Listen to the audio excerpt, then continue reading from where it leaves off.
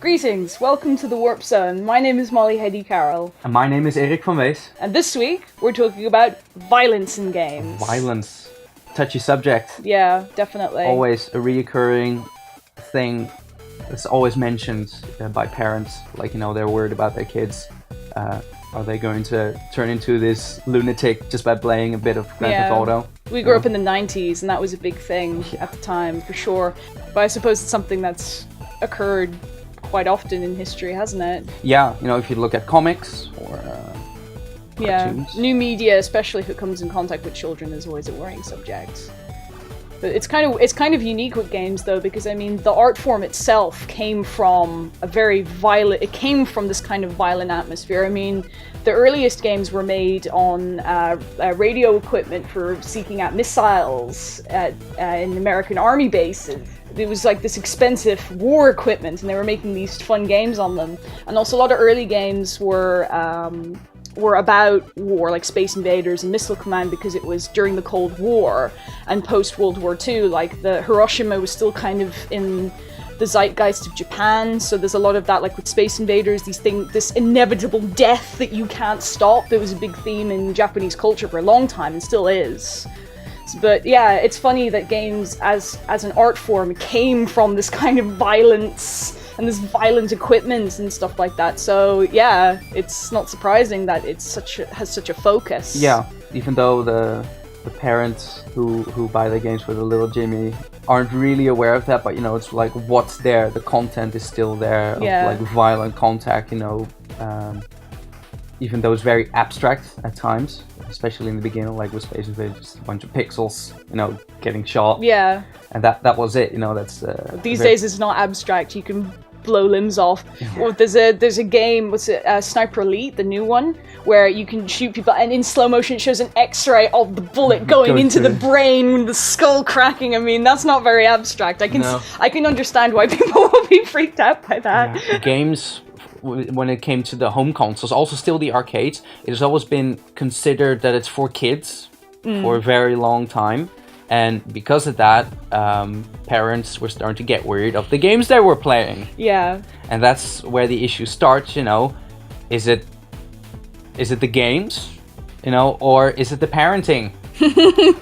Well, this is the thing. A lot of new media, especially when children are involved, this kind of concern comes up. I'm reading a lot of old 50s horror and crime comics at the moment, and I've been watching some of the infomercials warning parents and trying to get them to ban these comics. Like, there's this one where it shows kids in a forest reading the comics, and then he's like stabbing a tree, and because he was reading an EC because he was reading an EC comic about murders, stories. and it's ridiculous because that's always been a concern where people think that little Jimmy reading a comic or playing a game is going to make him into a murderer. Yeah. And that's not the case. There's nothing wrong with people being afraid for their children. That's good. If you're concerned about your children, there's something wrong if you're not. Yeah. But yeah, that's a common thing. I think personally that violent media on a healthy person, well, it's not going to turn them into a murderer. Exactly. If someone's a little bit unhinged, then it could trigger it. It could trigger it, yeah, and it could. It's not the source. The source is then in there. Yeah, the source is in here, exactly. But I don't think violent media, including games, will turn a healthy person into a killer. That's ridiculous. And I think another thing a lot of people forget is there's plenty of non-violent games as well. Look at Mario. Mario is one of the most popular game franchises in the world, and it's not that violent. I like Spyro the Dragon, and I don't see that as a violent game, but you're spitting fire to enemies to make them go away and go poof. Yeah. And it's all very innocent and great. It's, these great experiences that doesn't mean that you're, The thing is, though, that the violent games, like the Call of Duties and stuff, they're the ones that are popular. And the little Jimmy wants the Call of Duties. Yeah, the thing is... And guess what they're getting for Christmas? Yeah, they get those are the games that people buy, and they're the ones that people buy for their kids. I think you're right that it's about the parenting. If you buy a game that's 18 plus for your 5-year-old, then expect 18 plus content. You wouldn't show them a porno.